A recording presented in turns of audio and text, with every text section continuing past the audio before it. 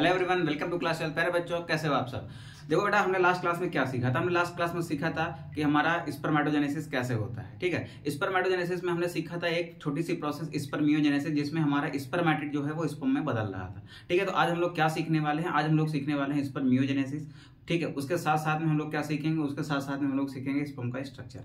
ठीक है, तो स्पर्मियोजेनेसिस को समझने से पहले एक बार फिर से हमको रिकैप करना पड़ेगा किसका बेटा? स्पर्मेटोजेनेसिस का। तो आइए हम लोग छोटा सा रिकैप कर लेते हैं किसका? स्पर्मेटोजेनेसिस का। तो आप ऐसे छोटी सी हेडिंग लगा लो, आप स्पर्मेटोजेनेसिस आप पहले भी पढ़ चुके हो, लेकिन आप फिर से इसको आप रिवाइज कर लो। तो ये हो गई बेटा स्पर्मेटोजेनेसिस। कहां पर होती है? ये होती है बेटा सेमनीफेरस ट्यूब्यूल में। कहां होती है? सेमनीफेरस ट्यूब्यूल में होती है। ठीक है, सेमनीफेरस ट्यूब्यूल कहां होती है? तो सेमनीफेरस ट्यूब्यूल होती है टेस्टिकुलर लोब्यूल में। कहां होती है? ये टेस्टिकुलर लोब्यूल में होती है। ठीक है, टेस्टिकुलर लोब्यूल कहां होते हैं? ये टेस्टिस में होते हैं। यहां तक की बात क्लियर थी। अब आइए देखते हैं स्पर्मेटोजेनेसिस में क्या हो रहा है। देखो, स्पर्मेटोजेनेसिस में सेमनीफेरस ट्यूब्यूल की जो हमने सेक्शन काटे थे उसमें हमको ये चीजें दिखाई दी थी ऐसे। ठीक है, ये छोटी छोटी जो सेल्स थी ना, इनको मैंने क्या नाम दिया था? इनको मैंने नाम दिया था स्पर्मेटोगोनिया का। क्या नाम दिया था हमने? स्पर्मेटोगोनिया का। स्पर्मेटोगोनिया में कॉन्टिन्यूअस क्या होती थी बेटा? माइटोसिस हो रही थी। क्या हो रही थी?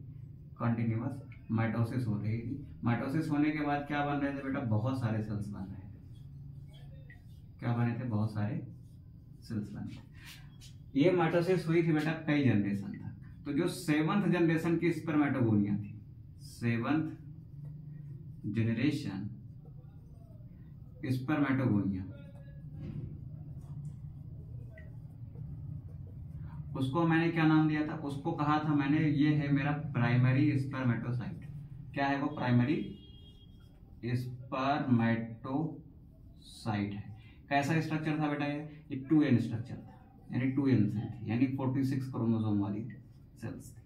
इन्हीं में से कोई एक को मैं मान लेता हूं कि ये क्या है? मेरे 7th जनरेशन की स्पर्मेटोगोनिया है। इसको कह दिया मैंने प्राइमरी स्पर्मेटोसाइट। क्या कहेंगे बेटा हम लोग? Primary spermatocyte.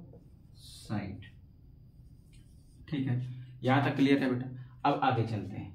इस प्राइमरी स्पर्मेटोसाइट में क्या हुई थी? इसमें हुई थी मियोसिस 1। क्या हुई थी? मियोसिस 1। मियोसिस 1 कैसा डिवीजन होता है सर? ये रिडक्शनल डिवीजन होता है। रिडक्शनल डिवीजन का मतलब क्या है? क्रोमोसोम के नंबर सर हाफ होने वाले हैं। तो यहाँ पर कितने थे? यहाँ पर 2n = 46 था, तो यहाँ पर 2n का हाफ हो जाएगा। इससे बनेंगे बेटा, देखो मियोसिस फर्स्ट में 2 सेल्स बनती हैं। ठीक है, एक ये बना और एक ये बना। ठीक है, क्रोमोसोम के नंबर 46 थे, रिडक्शन हो गया, यानी कि क्रोमोसोम के नंबर हाफ हो गए। n = 23, n = 23। ठीक है, अब इन दोनों में होगी मियोसिस सेकेंड। इसमें भी होगी मियोसिस सेकेंड, इसमें भी होगी मियोसिस सेकेंड। इसमें क्या हुई? इसमें हुई मियोसिस सेकेंड, इसमें भी हुई बेटा आपकी मियोसिस सेकेंड। ठीक है, इससे बनी 2 सेल्स आपकी, कुछ ऐसे कुछ ऐसे। इससे भी बनी आपकी 2 सेल्स, कुछ ऐसे कुछ ऐसे। ठीक है, और मियोसिस सेकेंड जो होती है वो बेटा इक्वेशनल डिवीजन होती है। कैसी होती है वो इक्वेशनल डिवीजन होती है। इक्वेशनल डिवीजन का मतलब क्या है? क्रोमोसोम के नंबर कैसे रहेंगे? इक्वल रहेंगे। 23 यहाँ पर थे, ये सारी के सारी कैसे रहने वाली है बेटा? 23। ठीक है, अब इन 23 वाली सेल्स को जो यहाँ पर बनी है, इनको नाम दिया गया था बेटा स्पर्मेटिड का। स्पर्मेटिड। ठीक, स्पर्मेटिड कैसे सेल्स हैं बेटा? तो ये हैप्लॉइड है, राउंड सेल्स हैं। कैसे हैं बेटा? राउंड शेप्स हैं। ठीक है, अब हमें क्या ध्यान देना है? इसी स्पर्मेटिड से क्या बनता था? स्पर्म बनता था। हर स्पर्मेटिड में कुछ चेंज आता था। क्या आता था बेटा? कुछ चेंज आता था। और हर स्पर्मेटिड क्या बनाता था? एक ऐसे स्पर्म बनाता था, ऐसे। मेरा हर स्पर्मेटिड क्या बना रहा है? स्पर्म बना रहा है। देखो, बना रहा है ना। यानी एक प्राइमरी स्पर्मेटोसाइट से कितने बन सकते हैं बेटा? 4 स्पर्म बन सकते हैं। ये क्या है? ये हमारे स्पर्म्स हैं। क्या है बेटा, ये हमारे स्पर्म से। अब देख बेटा इधर स्पर्मेटिड कैसा था, स्पर्मेटिड राउंड शेप था। ये कैसा है, ये इलोंगेटेड है, सिलेंड्रिकल बॉडी है। स्पर्म देखो इलोंगेटेड है, थोड़ा लंबा है, सिलेंड्रिकल बॉडी है। ठीक है, तो कैसे बनेगा, स्पर्मेटिड से कैसे स्पर्म बन गया, कुछ तो चेंज आया होगा ना। ये राउंड शेप है, ये ऐसा है, इसमें टेल वगैरह नहीं दिख रही, इसमें टेल दिख रही है। तो इस सेल के अंदर कुछ चेंज आया होगा जब ये बना है ना। तो स्पर्मेटिड से स्पर्म बनने की जो प्रोसेस है ना, वो क्या है, स्पर्मेटिड का मॉडिफिकेशन है। स्पर्मेटिड में आया था मॉडिफिकेशन, यानी उसमें आया कुछ चेंज। ठीक है, उस चेंज से वो क्या बन गया, स्पर्म बन गया। अब वो चेंज को क्या कहते हैं, ठीक है, और उस चेंज के दौरान क्या क्या चीज़ें घटित होती हैं स्पर्मेटिड के अंदर, वो हम लोग इसमें देखने वाले हैं। ठीक है, तो स्पर्मेटिड से स्पर्म बनने की प्रोसेस को, इसी प्रोसेस को आपने क्या कह दिया था, स्पर्मियोजेनेसिस। स्पर्मियोजेनेसिस क्या है, formation of spermatid, formation of sperm from spermatid is called spermiogenesis. ठीक है, स्पर्मेटिड से स्पर्म का बनना ही क्या है, स्पर्मियोजेनेसिस है। तो अब आप लोग हेडिंग लगाएंगे स्पर्मियोजेनेसिस। चलिए, स्पर्मियोजेनेसिस। सवाल है क्या होता है सर स्पर्मियोजेनेसिस, तो आप क्या लिखोगे, process of formation of sperm from spermatid, process of formation of sperm from spermatid is called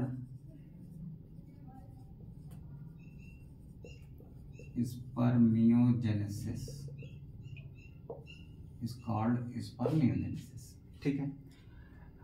अब कुछ चेंजेस आते हैं बेटा स्पर्मेटिड में, कुछ चेंजेस आते हैं, तो क्या चेंजेस आते हैं वो भी लिखते हैं हम लोग। तो हेडिंग डालो छोटी सी, changes occurs in spermatid during spermiogenesis।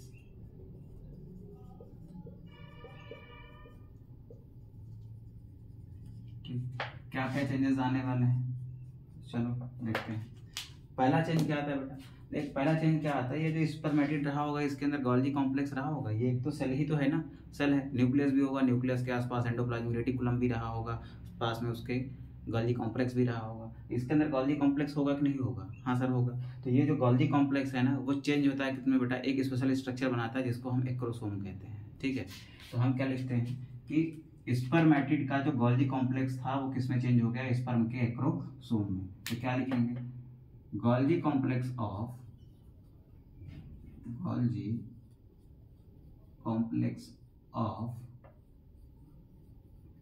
spermatid changes into acrosome of sperm।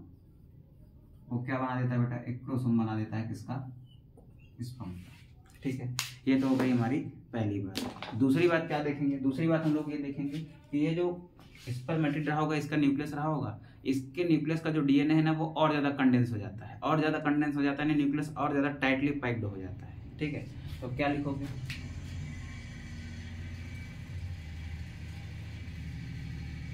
Nucleus of spermatid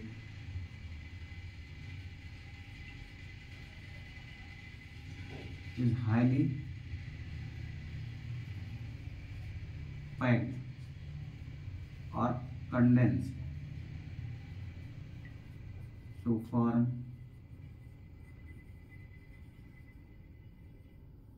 nucleus of sperm। Sperm का न्यूक्लियस बनाने के लिए स्पर्मेटिड का न्यूक्लियस क्या होता है, हाईली पैक्ड हो जाता है या कंडेंस हो जाता है, क्या करने के लिए, स्पर्म का न्यूक्लियस बनाने के लिए। दो बातें हो गई। थर्ड बात, ये जो स्पर्मेटिड से स्पर्म बन रहा है ना, स्पर्म में साइटोप्लाज्म एकदम ना के बराबर होता है या फिर एब्सेंट होता है, ये मान लो आप। तो सर फिर इस स्पर्मेटिड के अंदर जो इतना सारा साइटोप्लाज्म होता है वो कहाँ चला जाता है। ठीक है, तो आप ऐसा समझो कि ये सारी की सारी जो स्पर्मेटोजेनिक सेल हैं, ये यहाँ से लेकर यहाँ तक, ये सारी की सारी सेल्स कहाँ होती हैं, ये सर्टोली सेल के अंदर धंसी होती हैं। तो ये सेल भी कहाँ होगी, सर्टोली सेल के अंदर धंसी होगी। तो सर्टोली सेल क्या करती है, इस सेल के अंदर जो एक्सेस साइटोप्लाज्म होता है उसको एब्जॉर्ब कर लेती है। यानी साइटोप्लाज्म इसका किसके द्वारा एब्जॉर्ब कर लिया जाता है, स्पर्मेटिड का साइटोप्लाज्म सर्टोली सेल के द्वारा एब्जॉर्ब कर लिया जाएगा, जिससे इसका साइटोप्लाज्म खत्म हो जाएगा, तो स्पर्म के अंदर साइटोप्लाज्म नहीं होता। ठीक है, तो क्या लिखोगे, लिखेंगे हम लोग ये कि excess cytoplasm of excess cytoplasm of spermatid is absorbed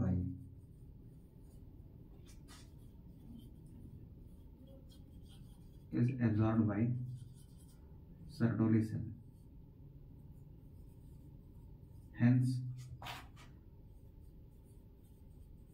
sperm है, hence मत लिखो यहाँ पर, सो लिखो, सो sperm है नो साइटोप्लाज्म। अच्छा आप बताओ कि उसके अंदर का साइटोप्लाज्म जब निकल जाएगा तो वो हल्का होगा कि भारी होगा? आप बोलोगे सर हल्का हो जाएगा, जिसके कारण देखो स्पर्म हल्का होगा तभी वो मूव कर पाएगा बेटा आसानी से। स्पर्मेटिड का एक्सेस साइटोप्लाज्म सर्टोली सेल ने एब्जॉर्ब कर लिया, इसको क्या कर दिया, साइटोप्लाज्म लेस कर दिया। साइटोप्लाज्म नहीं रहेगा तो ये कैसा हो जाएगा, वेट में हल्का हो जाएगा। Sperm has no cytoplasm due to which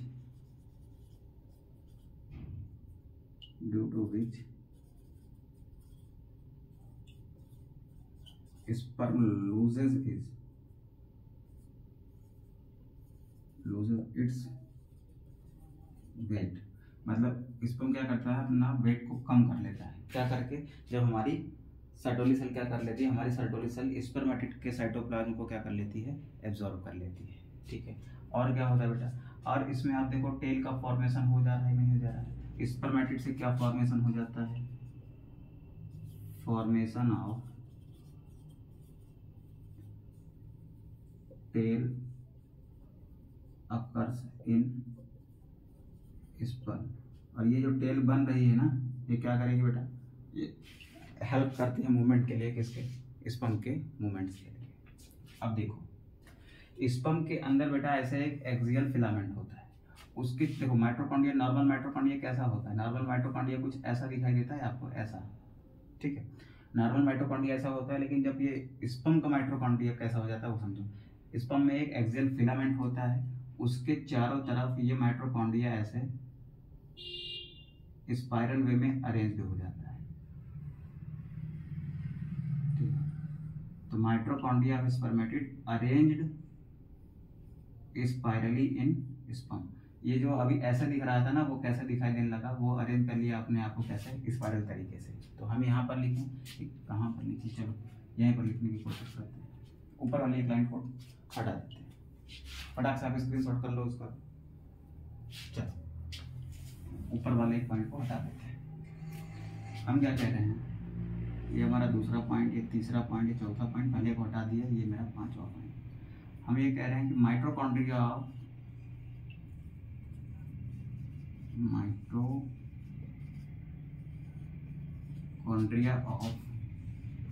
spermatid,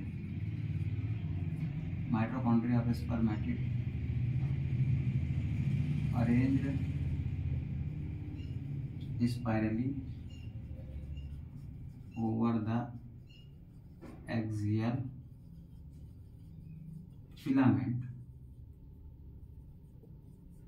in sperms।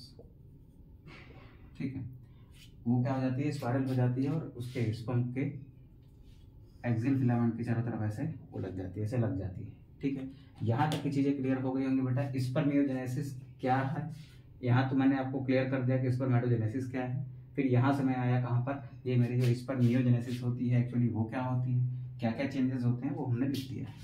ठीक है, अब हम लोग कहाँ पढ़ते हैं, हम लोग पढ़ते हैं बेटा स्पर्म के स्ट्रक्चर में।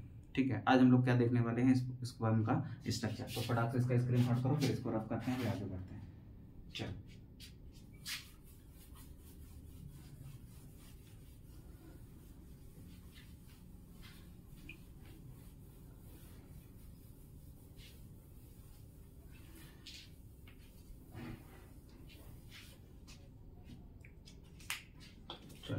हेडिंग लगा बेटा आप लोग, स्ट्रक्चर ऑफ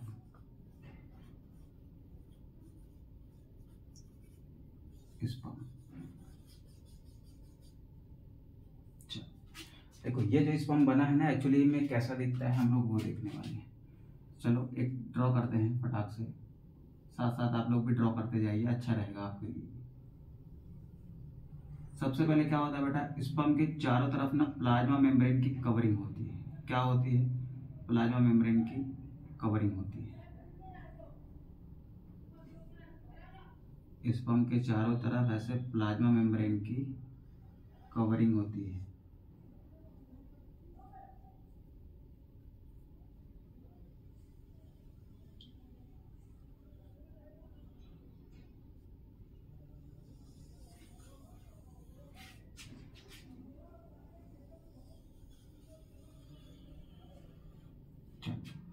तो ये जो सबसे बाहर दिख रही है क्या है? ये है प्लाज्मा मेम्ब्रेन। पहली बात हम क्या लिख लेंगे? Entire body of sperm is covered by plasma membrane. Entire body of plasma membrane, entire body of sperm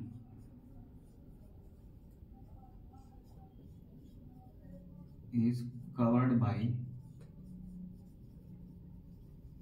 plasma membrane. यहां तक क्लियर है बेटा? अब इस प्लाज्मा मेम्ब्रेन के जस्ट नीचे ऊपर की ओर यहां पर एक ऐसा स्ट्रक्चर मौजूद रहता है। ठीक है, अभी मैंने कहा था ना कि जो स्पर्मेटिड का गोल्गी कॉम्प्लेक्स होता है वो क्या बनाता है? वो बनाता है स्पर्म का एक्रोसोम। ठीक है, एक्रोसोम के जस्ट नीचे यहां पर ऐसे इसका होता है बेटा nucleus. What is this? This is nucleus of sperm.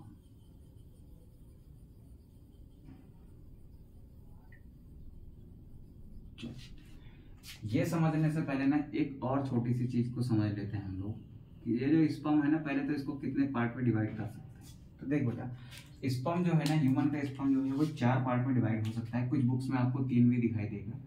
देखो यहां से यहां तक इस पार्ट को मैंने कह दिया हेड पार्ट।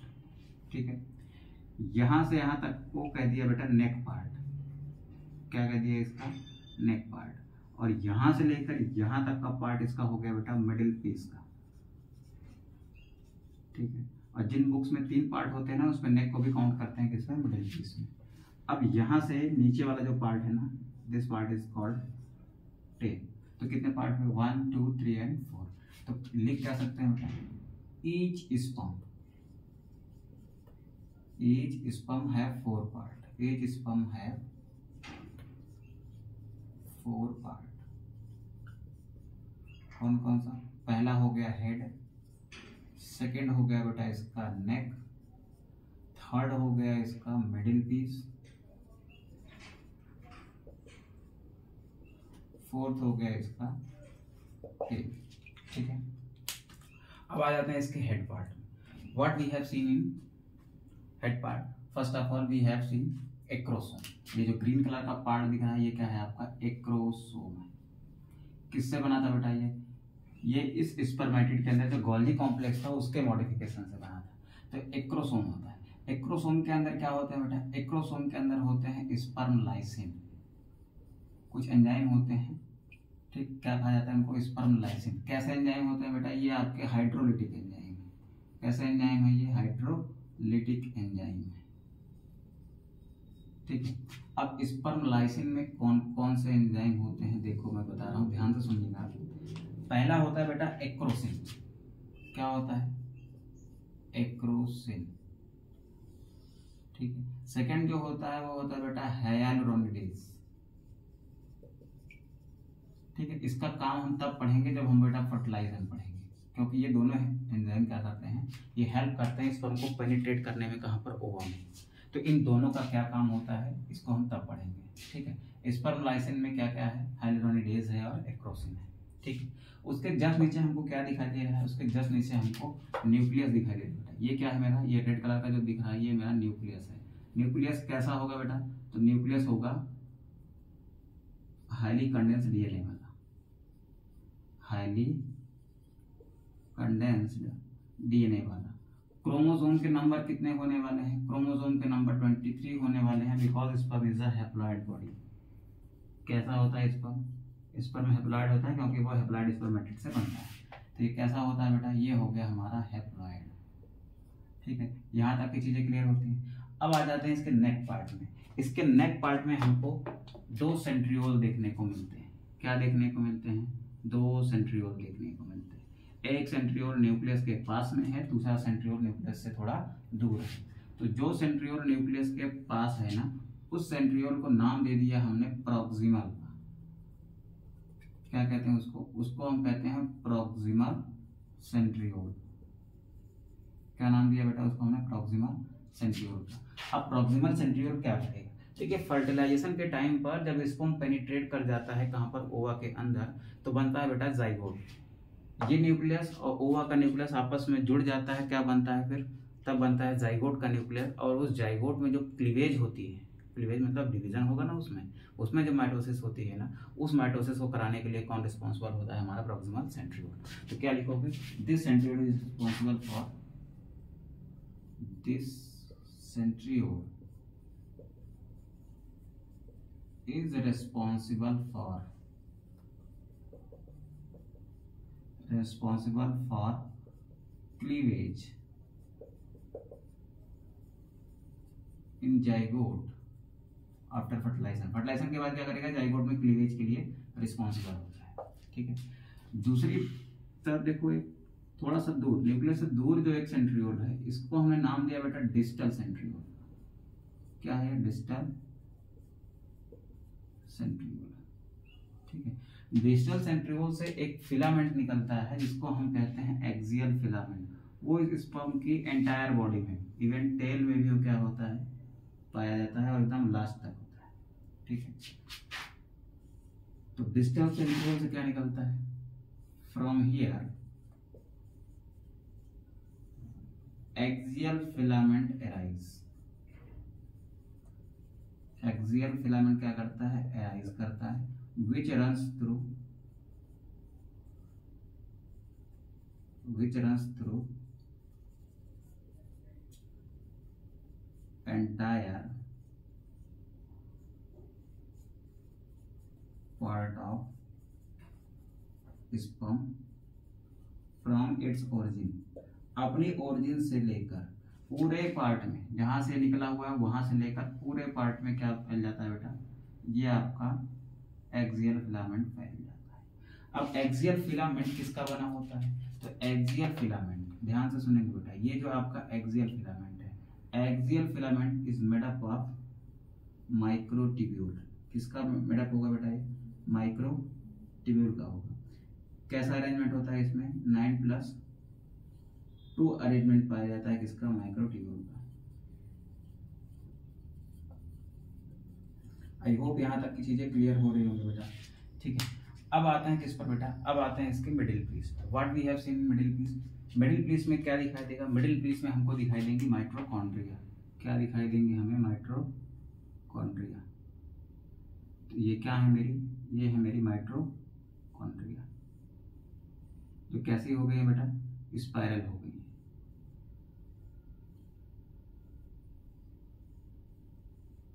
ठीक है, तो ध्यान से सुनेंगे इस वाले पार्ट को। ये ग्रीन कलर का जो पार्ट दिख रहा है, ये क्या है? मेरी माइटोकॉन्ड्रिया है। माइटोकॉन्ड्रिया क्या करेगी बेटा? ये प्रोवाइड करेगी energy, provide energy for movement. जब ये इसको मूव करेगा तो उस मूवमेंट के लिए उसको एनर्जी चाहिए होगी ना, वो कहाँ से आएगी? वो आएगी माइटोकॉन्ड्रिया से। माइटोकॉन्ड्रिया कैसी होती है इसमें? तो सर स्पाइरल होती है।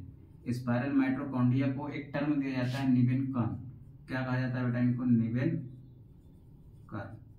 निवेन कण कहाँ देखने को मिलेगी? स्पर्म में देखने को मिलेगी। कैसे माइटोकॉन्ड्रिया है? स्पाइरल माइटोकॉन्ड्रिया है। ठीक है, अब आ जाइए बेटा, यहाँ पर बीच में क्या दिखता है? ये आपको दिखता है एक्सियल फिलामेंट। ठीक, मैंने क्या कहा कि एक्सियल फिलामेंट माइक्रोट्यूब्यूल का 9+2 अरेंजमेंट होता है। क्या काम होता है? ये इसको देता है स्ट्रेंथ। ठीक है, और टेल में भी पाया जाता है, तो टेल को सबसे ज्यादा स्ट्रेंथ देता है, strength to tail for movement. अब सोचो कि अगर इसमें ये एक्सियल फिलामेंट नहीं होता तो ये इसकी जो स्ट्रेंथ होगी वो होगी, इसकी स्ट्रेंथ नहीं होगी तो ये ताकत से मूव नहीं कर पाएगा। अभी क्या है, इसमें माइक्रो फिलामेंट है, ये क्या करता है बेटा, ताकत से ऐसे मूव कर पाता है। ठीक है, तो ये क्या देती है, इसको स्ट्रेंथ देती है किसकी, इसकी टेल को, किसके लिए, मूवमेंट के लिए। ठीक है, अब आ जाता है बेटा ये लास्ट पार्ट क्या है इसका, ये लास्ट पार्ट इसका है टेल। और टेल किसके लिए रिस्पॉन्सिबल होता है, टेल इज रिस्पॉन्सिबल फॉर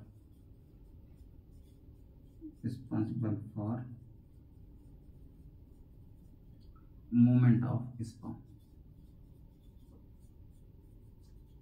ठीक है, तो बेटा आज की क्लास में हमने क्या सीखा, हमने सीखा कि मेरी स्पर्मेटोजेनेसिस की प्रोसेस कैसे होती है। स्पर्मेटोजेनेसिस की प्रोसेस में एक छोटी सी प्रोसेस होती है स्पर्मियोजेनेसिस की, वो कैसे होती है।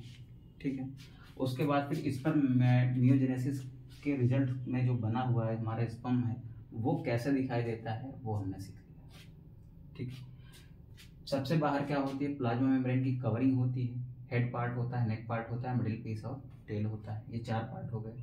फर्स्ट पार्ट इसके हेड में आपको एक एक्रोसोम देखने को मिलेगा, जिसमें क्या होते हैं, स्पर्म लाइसिन होते हैं जो हाइड्रोलाइटिक एंजाइम से भरे होते हैं। कौन से, एक्रोसिन और हाइड्रोलाइसिन। इनका काम क्या होता है, इनका काम हम देखेंगे जब हम लोग फर्टिलाइजेशन देखेंगे।